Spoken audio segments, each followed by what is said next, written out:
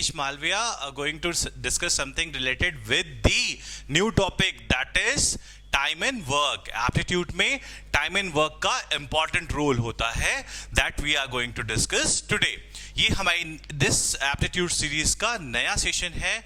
The session is all about time and work problems.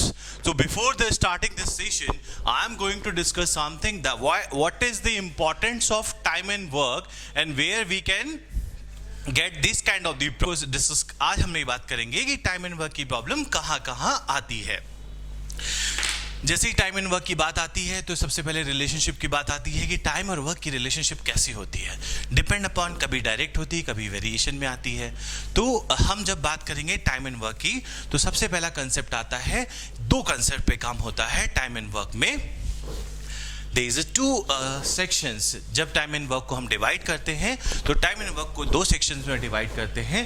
Time and work can be divided into the two sections. First is when work is done by the individual, by an individual, और when work is done by a group of people. Group of people means we can say the men, women and including child. जब हम बात करते हैं कि जब एक कोई भी काम को करने के लिए किसी एक व्यक्ति से काम कराना है तो उसकी एफिशिएंसी की बात करते हैं. जब हम लोग बात करते हैं कि जब काम को मोर देन वन या मोर देन टू लोगों से एक साथ में करना है, that is called the group. May be a combination of the men, women and child. इस टाइप की भी प्रॉब्लम्स आपके सामने आ सकती है. तो आज हम लोग डिस्कस करेंगे इंडिविजुअल्स कैसे सॉल्व करते हैं, फिर उसकी बात करेंगे कि जब ग्रुप एक साथ काम करता है तो काम को कैसे किया जाता है. तो चलिए स्टार्ट करते हैं our first session, that is time and work and time. तो आपको समझ में आया, पहला ये था कि इंडिविजुअल्स की वर्किंग की हम लोग बात करेंगे, फिर हम बात करेंगे ग्रुप ऑफ द पीपल की. तो सबसे पहला कंसेप्ट है, एक एग्जाम्पल हम समझते हैं कि दो पर्सन है. सपोज करिए A and B, they are two people. So A can do a piece of work in 10 days. ये उसकी एक एफिशिएंसी है. हर आदमी की काम करने की एक एफिशिएंसी होती है. कोई कम टाइम में काम कर लेता है, कोई ज़्यादा टाइम में काम कर लेता है. जब कम टाइम में काम करता होगा उसको वो ज़्यादा एफिशिएंट होगा. जो ज़्यादा टाइम लगाता होगा वो लेस एफिशिएंट होगा. तो हम इस क्वेश्चन को समझते हैं ऐसे कि A can do a piece of work in 10 days and B can do a piece of work in 20 days.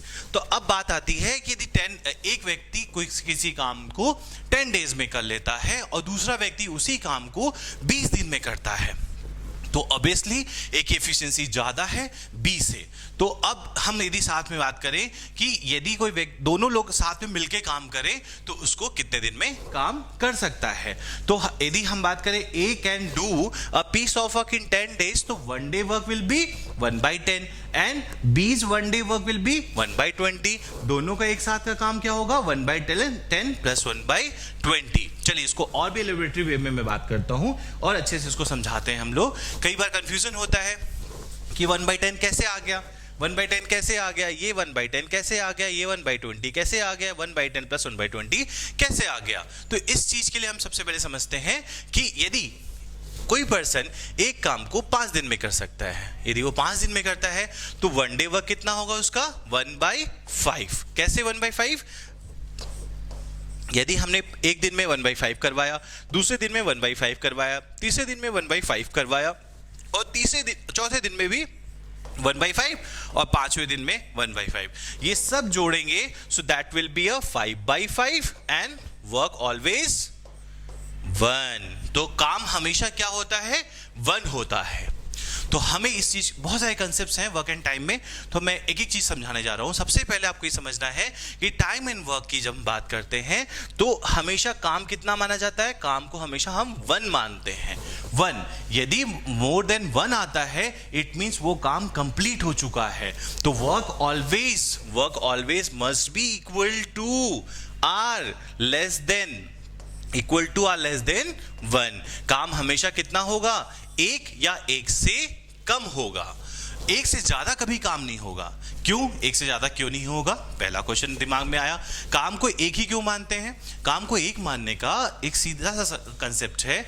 यदि मैं कोई एक बुक लिख रहा हूं, या मैं कोई एक आर्टिकल टाइप कर रहा हूं, या मैं कोई एक बिल्डिंग कंस्ट्रक्ट करा रहा हूं, या मैं कोई एक जर्नी ट्रेवल कर रहा हूं, तो that is the 1. When we talk about 1, यदि हमने एक दीवार बनानी है। तो यदि एक दीवार बनानी है तो हमें क्या करना पड़ेगा, हमें मजदूर को एम्प्लॉय करना पड़ेगा। यदि टोटल काम को यदि हम 1 कंसीडर करते हैं, टोटल काम को 1 कंसीडर करते हैं, तो क्या होगा, कोई काम करके गया, कोई आधा करके गया, कोई 3/4 करके गया, कोई 1/10 करके गया, कोई 120 करके गया, कोई 1/10 प्लस 1/20 करके गया। In this way we can discuss कि काम कितना कर सकते हैं और कैसे किया।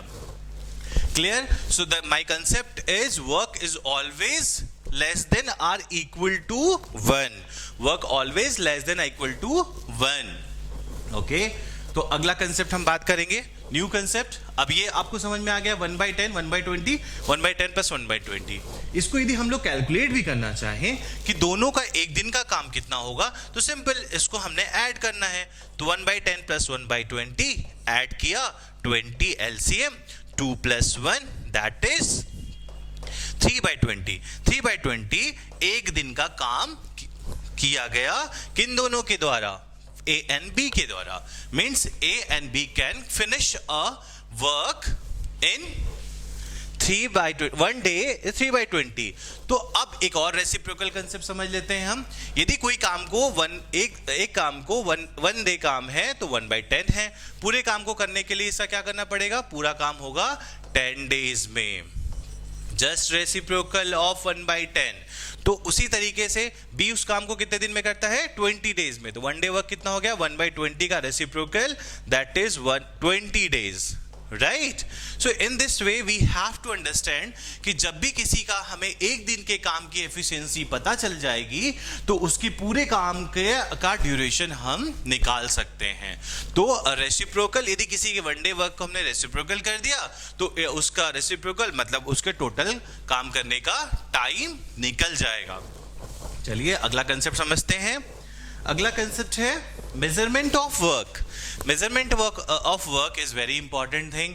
अभी कई बार होता है, हमने क्वेश्चन किया सिंपल सा कि एक व्यक्ति किसी काम को करने में 10 दिन लगाता है और दूसरा व्यक्ति 20 दिन लगाता है, दोनों को ऐड करके रेसिप्रोकल कर दिया तो टोटल डेज हमने निकाल दिए काम करने का। लेकिन वही जब हम बात करें कि उसमें 2 फैक्टर और जुड़ गए, 2 फैक्टर और जुड़ गए, मतलब अभी हमने काम को क्या कंसीडर किया था, अभी हमने काम को कंसीडर किया था 1। काम हमेशा हमने 1 कंसीडर किया। जैसे हमने काम हमेशा 1 कंसीडर किया तो काम यदि 1 है तब तो कोई बात ही नहीं है।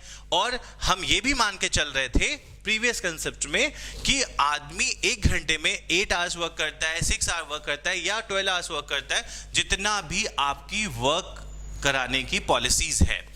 तो जितने भी वर्क कराने की पॉलिसी है उस पर हम मानते थे, तो हमने जो आवर्स थे उसको नेग्लिजेंट कर दिया था। तो आवर्स विल बी नेग्लिजेंट। लेकिन जब कंसिडरेशन में ऐसा कोई प्रॉब्लम आ जाए कि 4 आदमी किसी काम को करने के लिए 6 आवर डेली काम करते हैं तो वो काम कंप्लीट हो जाता है। तो नया फैक्टर इंट्रोड्यूस हुआ, आवर्स पर आवर्स कैसे होंगे।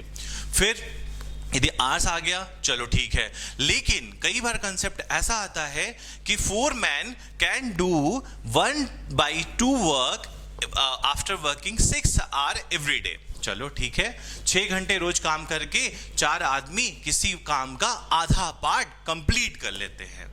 तो बताइए कि नेक्स्ट आधा पार्ट यदि हमें 4 दिन नहीं 2 दिन में ही कराना है तो कितने मैन एम्प्लॉय करेंगे। तो वहां पे 2-3 फैक्टर आ गए। फैक्टर क्या क्या आ गया, एक फैक्टर आ गया आपका आवर्स का फैक्टर आ गया, एक आवर्स का फैक्टर आ गया, दूसरा वर्क का भी आ गया कि वर्क कितना हुआ है या कितना बाकी है, वर्क कितना हुआ है या वर्क कितना बाकी है। तो जब ये 2 फैक्टर्स आए गए और पहले मैंस तो हमारे पास ऑलरेडी एक फैक्टर था और डेज एक ऑलरेडी फैक्टर था, तो टोटल मिला के देखा जाए कि man, days, work and hours and work, कुल मिला के 4 फैक्टर्स हो गए। इन 4 फैक्टर्स के बेस पे हमें सॉल्व करना है। तो जब 4 फैक्टर आ गए तो कैसे सॉल्व करेंगे, यदि तो फिर क्या करना पड़ेगा, आपने एक कंसेप्ट सुना होगा मेजरमेंट ऑफ वर्क के लिए। हम एक कंसेप्ट है that is called MDH/W। MDH हम कैसे याद कर सकते हैं, MDH very famous brand of the spices, मसालों का बहुत फेमस ब्रांड है। तो उससे हमने उसको समझ लिया कि MDH क्या है, man, days and hours upon work. तो एक बड़ा कंसेप्ट आता है हमारे पास, it is MDH upon W, MDH upon W2, MDH W1, MDH W2। अब यहाँ 1 और 2 क्यों लगाया? 1 इसे लगाया कि जो पहली कंडीशन रहती है, फर्स्ट कंडीशन में क्या कहते हैं कि 4 आदमी, 4 men, 6 days, half work can do, है ना? 4 hours वर्किंग करके हाफ वर्क डन कर लेते हैं, राइट? ये कंसेप्ट दिया। तो सिमिलरली बताओ कितने मैन, है ना, 2 days में 8 hour वर्किंग करके हाफ काम या 2/3 काम को करेंगे। तो 4 फैक्टर्स आ गए, इसमें से एक फैक्टर अननोन होता है, उस अननोन फैक्टर्स को हम कैलकुलेट कर सकते हैं इस इक्वेशन के through. So I think you people got the concept of MDH। और भी अच्छे से मैं समझा देता हूं इसको।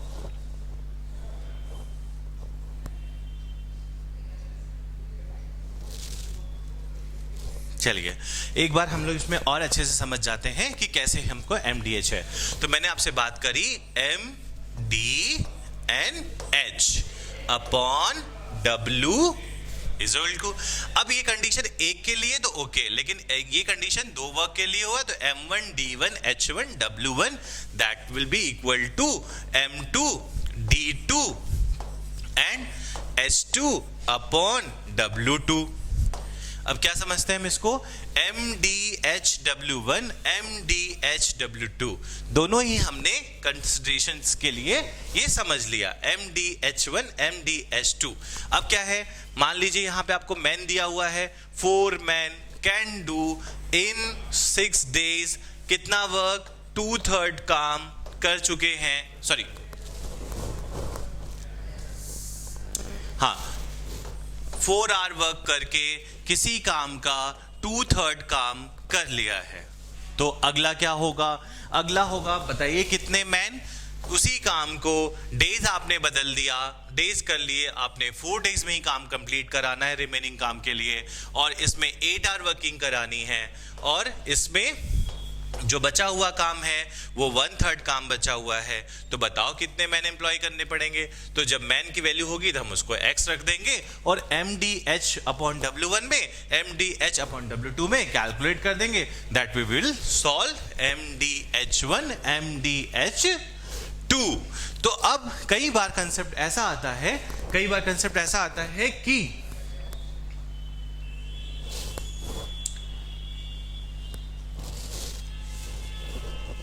कई बार ऐसा कंसेप्ट आ सकता है कि आपको MDH की जगह पे सिर्फ कुछ फैक्टर्स का ही रिक्वायरमेंट आ रहा है। तो कुछ फैक्टर का कैसे रिक्वायरमेंट आएगा, हम इसको कंसिडरेशन में समझेंगे कि हो सकता है कई बार H है ही नहीं, तो H को हमने क्या किया? नेग्लिजिबल कर दिया। यहाँ पे H है ही नहीं, और जब H नहीं है तो क्या बचेगा? M1 D1 upon W1। आज हमें ये मान के चले कि कांस्टेंट वर्क करते हैं या कांस्टेंट नंबर ऑफ आवर्स का डेली वर्किंग है। डेली वर्किंग किसी कंपनी में 8 घंटे है, किसी कंपनी में 6 घंटे, किसी कंपनी में 12 घंटे है। तो डिपेंड करता है कि कितने घंटे आपके वर्कर्स काम करते हैं। तो उस काम को करने के लिए सिर्फ हमको M1 upon D1 upon W1 M2 into D2 into W2, बस ये कंसेप्ट रहेंगे। समटाइम्स हो सकता है कि आपको वर्क भी ना पूछे, तो जब वर्क ना पूछे तो फिर आपको ये कंसेप्ट लगाना पड़ेगा। जब आपको ये कंसेप्ट लगाएगा only M1 into D1, man into days, man into days, man into days, man into days. अब मैन इंटू डेज का मतलब क्या हो गया? सिंपल सी बात है, इतने आदमी इतने दिन में काम कर सकते हैं, इतने आदमी इतने दिन में काम कर सकते हैं। Picture clear?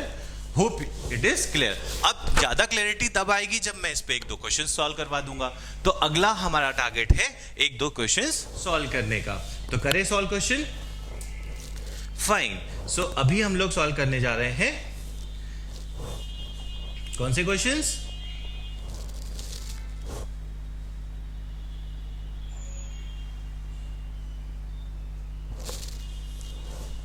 चलिए सॉल्व करते हैं हमारी पीपीटी का अगला क्वेश्चन। अगला क्वेश्चन ये है,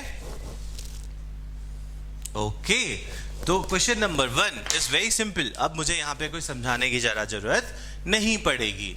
सो 4 men can equal efficiency, 4 men can equal efficiency, 4 आदमी हैं इक्वल एफिशिएंसी में finish a piece of work in 10 hours a day working and 7 days में कंप्लीट कर लेते हैं। 3 फैक्टर आपको दिया हुआ है, it is man, it is hours and it is days, MDH। तो MDH दिया हुआ है। अब काम एक है, काम भी दिया है, पीस ऑफ वर्क मतलब हम इसको मान के चलते हैं 1 वर्क। तो आपका M भी क्लियर हो गया, यहाँ पे आपका D भी क्लियर हो गया, यहाँ H भी क्लियर हो गया, यहाँ W भी क्लियर हो गया। तो चारों फैक्टर दिए हुए हैं। Next, how many men will be required to finish the same work if they work 3.5 hours a day and work is to be completed in 10 days। Work कितने दिन में कंप्लीट होना है? 10 दिन में।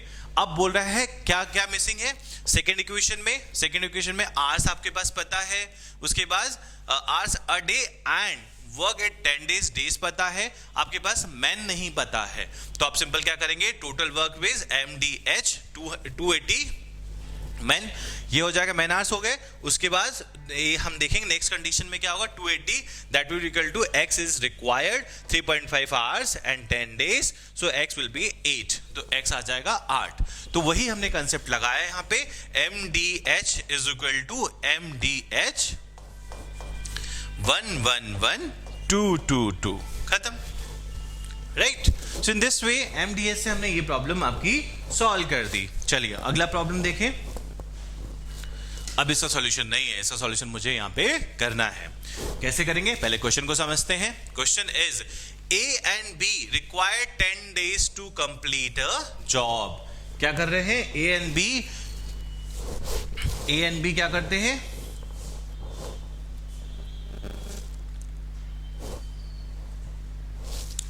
A and B require 10 days to complete a job। A और B को चाहिए 10 दिन किसी काम को करने के लिए।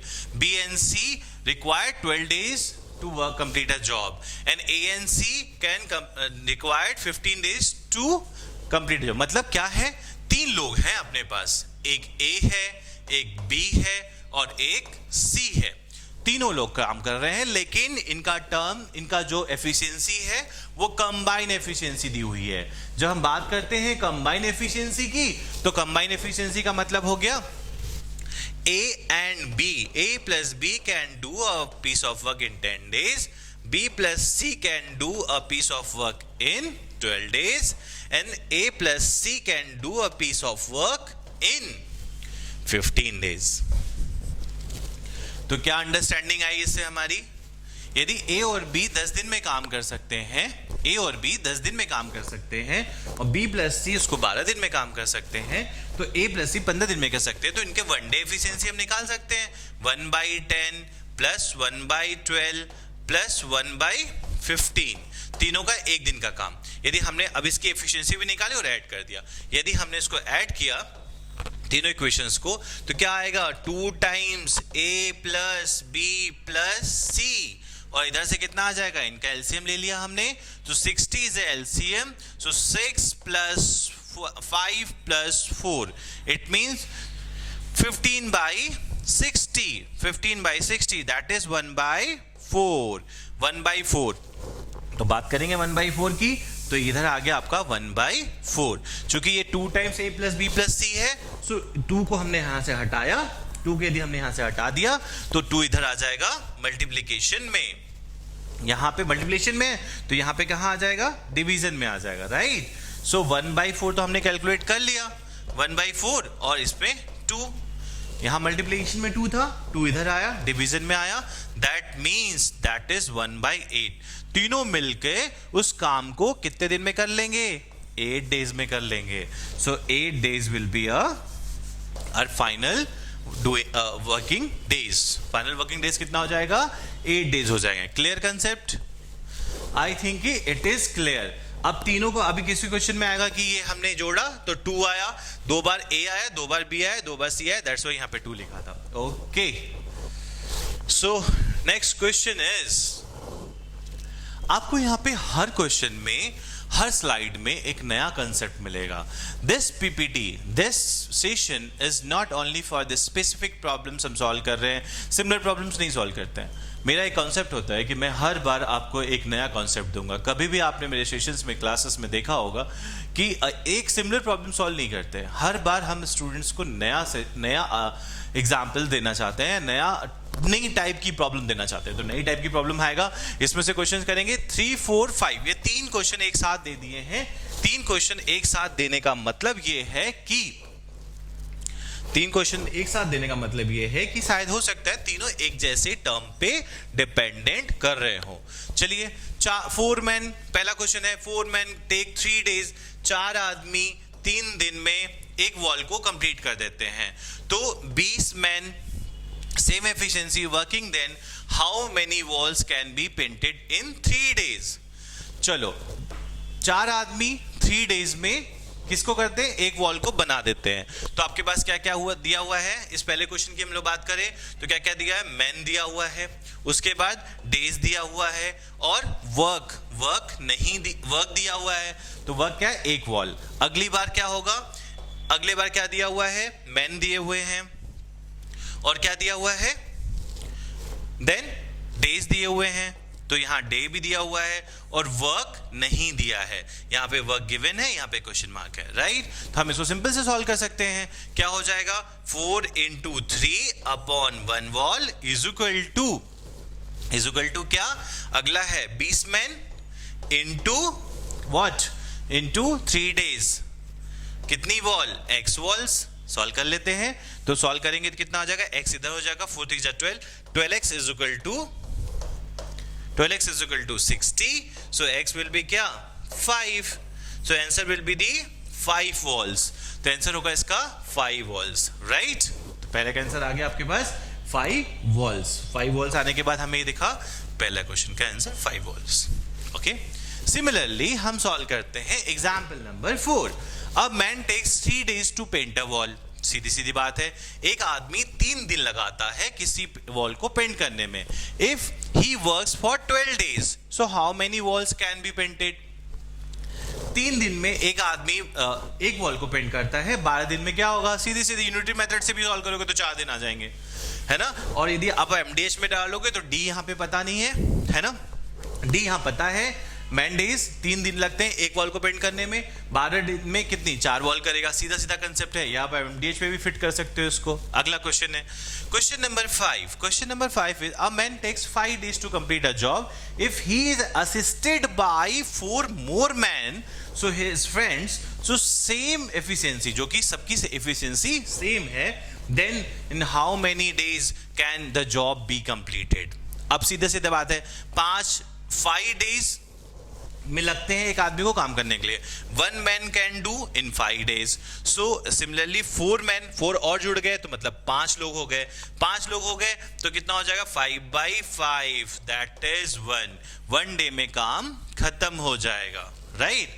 1 डे में काम खत्म हो जाएगा. E5 आया हमारा answer, 1 day, right. So in this way simple problems हैं जिसको हमने डिस्कस करना था कि MDH में आप याद रखो सिर्फ MDH/W. तो MDH/W में कहीं बार M गायब होगा, कहीं बार D गायब होगा, कहीं H गायब होगा, कहीं बार W गायब होगा. तो इन केस, और जहां पे जिस चीज का डिस्कशन नहीं दिया है वो हमने कंसीडर कर लिया कि that is constant. Fine.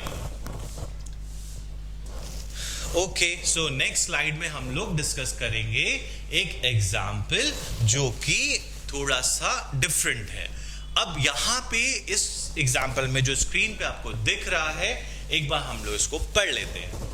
If 12 men can build a wall, कितना, अब वॉल दिया है ना. 12 men can build a wall 100 meter long, 3 meter height, 0.5 meter thick, है ना. 12 आदमी मिलके ऐसी वॉल बनाते हैं जिसका शेप दिया हुआ है. शेप मतलब, अब शेप की बात करेंगे तो उसका वॉल्यूम दिया हुआ है. हम इसको 3 फैक्टर्स दिए. अब तीनों को अलग अलग तो कैलकुलेट नहीं कर सकते हैं. इन तीनों को यदि हमने मर्ज किया आपस में तो क्या मिलेगा हमको, एक से एरिया इंटू हाइट, वॉल्यूम निकल गया तो ये मिलेगा वॉल्यूम. तो यहां से आपको क्या मिल गया, वॉल्यूम. तो 12 आदमियों का वर्क दिया हुआ है यहाँ पे, और 25 days और कितने दिन में? 25 डेज में दिया हुआ है, right? And how many days 20 man can build again एक वॉल्यूम 2 V2 दे दिया। अब यहाँ V आप समझेंगे यहाँ V1 और V2 क्यों बोल रहे हैं? बिकॉज यहाँ वॉल्यूम दिया है और work can be in considered as the volume also in this question. तो अब हम इसको सॉल्व कर लेते हैं। तो क्या किया जाए सबसे पहले इसको सॉल्व करने के लिए? तो हमारे पास क्या है? M D और MD और वर्क दिया हुआ है, राइट? इस ये वाला फॉर्मूला यहाँ पे लगाएंगे, M1 D1 M2 D2 upon W 1 1 1 2 2 2 simple. M1 D1 W1 M2 D2 W2। चलिए क्या क्या करेंगे, लेकिन सबसे पहले वर्क मैंने आपको बोला work as considered as the volume of wall, work as considered as volume of wall, so that will be V1 and V2। Get it? तो सबसे पहले हमने इसका क्या निकालना है? वॉल्यूम निकालना है। वॉल्यूम कैसे निकलेगा? 100 मीटर, 3 मीटर और 0.5 metre. 100 into 3 that is 300, 300 in 0.5 that is 150 meter cube wall V1 आ गया। इसको हमने नॉर्मली कर लिया। दूसरा क्या होगा? 60 meter, 14 meter and 0.5 meter. So 60 into 14, 60 into 14 करेंगे तो कितना आएगा? 72 00 16 14 5 is 70 82 sorry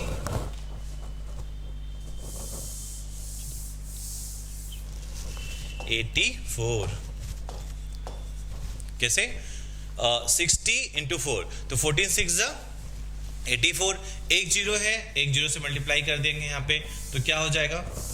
क्रॉस ही कर देते हैं, सीधे सीधे मल्टीप्लिकेशन की बात करते हैं। Second volume is 60 meter, 14 meter and 0.25 meter. 14 6 84 84। अब आपका जीरो है, जीरो कर दिया इनटू 0.25। 0.25 को हम क्या लिख सकते हैं? 0.25 को हम लिख सकते हैं 1/4 ऑल्सो, है ना? तो 0.25 को हमने क्या लिख लिया? 1/4, 4 से कट कर लिया, 4 2 4 1 0 210। तो नया वॉल्यूम आपको क्या मिल गया? 210। क्लियर? 210 meter cube. इसको हाफ साफ कर दिया जाए।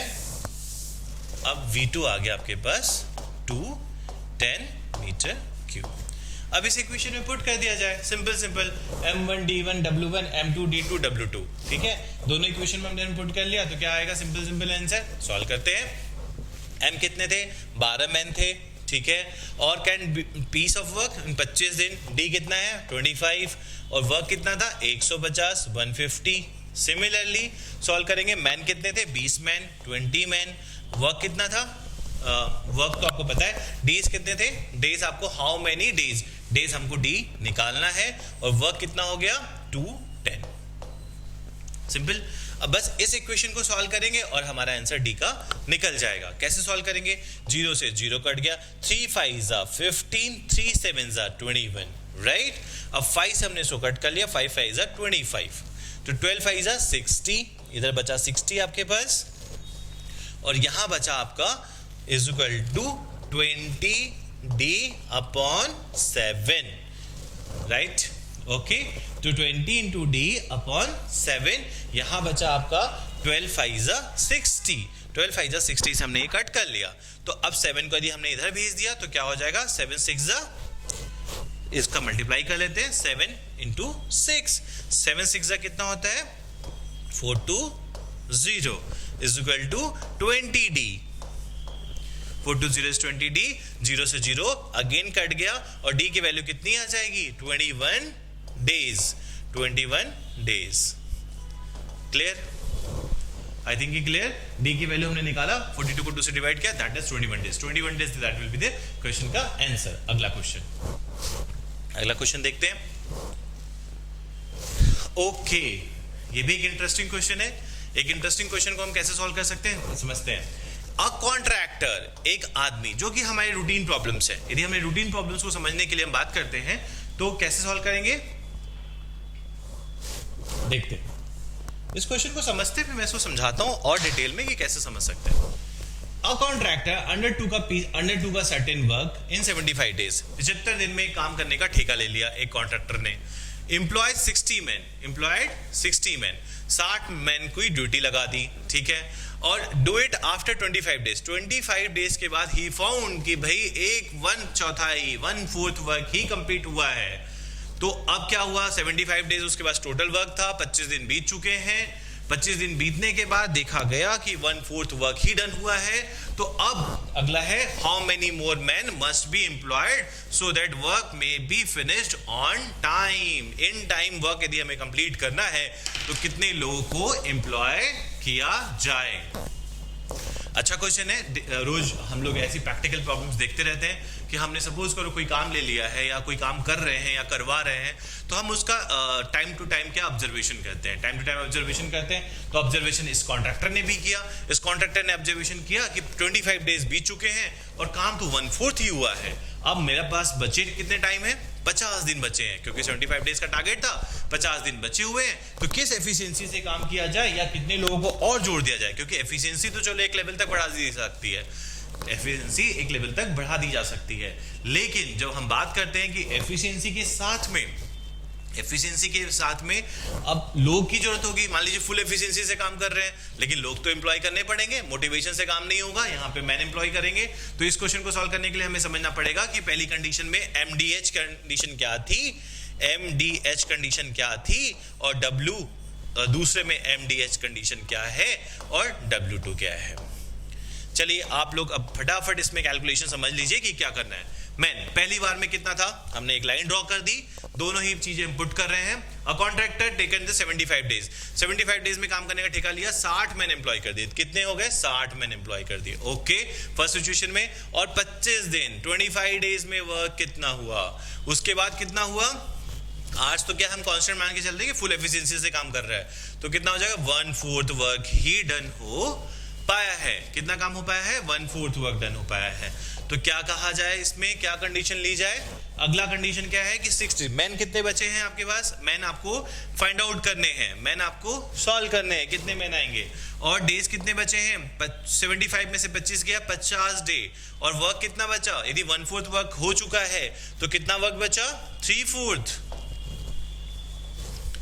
3/4 work has to be done by the rest of the people. अब 3/4 वर्क के लिए हम क्या ये कैसा है, 1/4 में से यदि हमने देखा 1 वर्क टोटल था तो रिमेनिंग वर्क कितना हो जाएगा, 1 माइनस 1/4 दैट इज 3/4। क्लियर, हमेशा हमें वर्क को भी कैलकुलेट करना पड़ेगा कि बचा कितना काम है, राइट। अब 1/4 को समझने के लिए हम सिंपल सी बात समझ सकते हैं कि 1 में से 1/4 माइनस कर लिया। यदि आपको और क्लैरिटी समझना है, सपोज करो एक पिज्जा है, पिज्जा के 4 पार्ट कर दिए, 1/4 काम डन हो चुका है, तो बचा कितना, 1 2 3, 3/4 काम बाकी है, okay. So in this way we are going to solve the problem. अब समझते हैं इसको कैसे करा जाए, ओके। सो इसमें हमने ये देखा कि 60 25 50 सॉल्व कैसे करेंगे, 60 25 अपॉन 1 इंटू 4, ये 4 ऊपर चला गया। अगला m की जगह m रहने दीजिए और इंटू 50 इंटू 4 आ जाएगा और नीचे 3 बरकरार रहेगा, ऐसे ही। अब सॉल्व करा जाए कैसे, 4 से 4 कट गया, 4 से 4 कट गया। अब बचा क्या अपने पास, और यहाँ पे मैन है तो 3 को हमने इधर इंट्रोड्यूस कर दिया, तो क्या हो जाएगा, 3 into 60 into 25, 3 into 60 into 25, that will equal to 50 m into 50, simple, m into 50। अब यदि m हमें क्वालिफाई करना है तो क्या करेंगे, इस 50 को हम उठा के इधर ले जाएंगे, 50 को इधर लेके चले गए, 0 से 0 कट गया, बचा ये कितना, 5 1 जा 5 5 जा और 5 3 जा 5 6 जा 30, 30 इंटू 3 90, तो बोलते 90 मैन रिक्वायर्ड हो गए। रिक्वायर्ड नहीं हुए, 90 मैन का यहाँ पे रिक्वायरमेंट बैठेगा, इस जगह पे 90 मैन चाहिए, क्योंकि ऑलरेडी कितने लोग वर्किंग कर रहे हैं, 60 men is already working, तो required men will be 90 minus 60, that is 30. तो remaining required people is 30, तो required people will be 30 here. समझ में आया? तो अभी कैसे हो सकता है आपके ऑप्शंस में 90 में भी आना ऑप्शन, आपने इतना बड़ा कैलकुलेशन किया और फट से मार्क कर दिया 90 पे, तो 90 भी हो सकता था, लेकिन आपने बोला मैंने तो कैलकुलेट सही किया, लेकिन इसमें क्वेश्चन की लैंग्वेज है कि how many more man must be employed, मतलब हाउ मेनी मोर मतलब मोर की रिक्वायरमेंट 60 मैन ऑलरेडी थे, 90 आपका आंसर आया, तो 30 man is already required. Done? Okay.